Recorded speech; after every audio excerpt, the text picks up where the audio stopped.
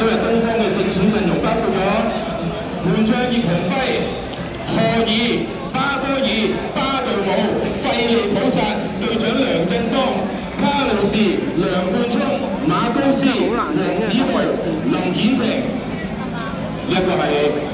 呢場比賽我哋嘅正選陣容。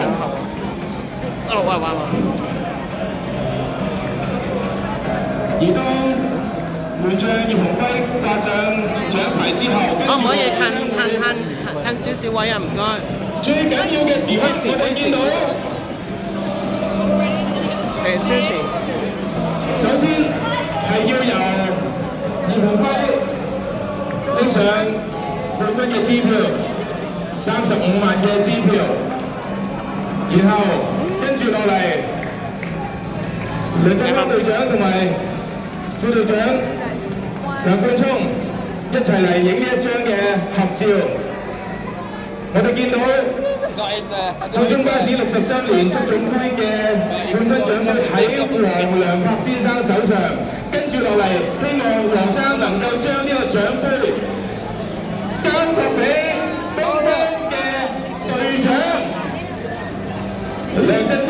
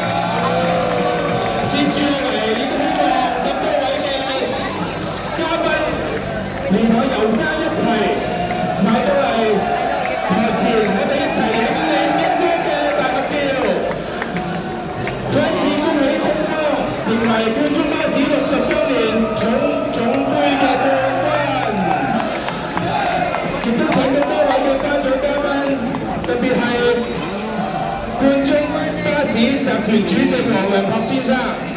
非常之支持足總杯呢一個賽事，再一次恭喜東方成為今屆冠忠巴士60週年足總杯冠軍，亦都係球會第7次贏得呢項杯賽嘅榮譽。多謝晒東方同埋標準流浪為咁多位觀眾提供咗呢一場非常之刺激嘅比賽。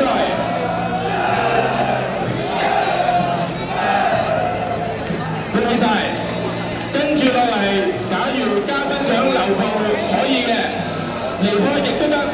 因為跟住落嚟嘅時間，我哋想東方嘅球員連同埋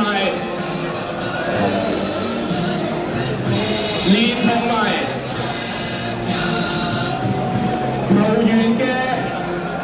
佢哋最親密嘅支持者，就係佢哋嘅屋企人。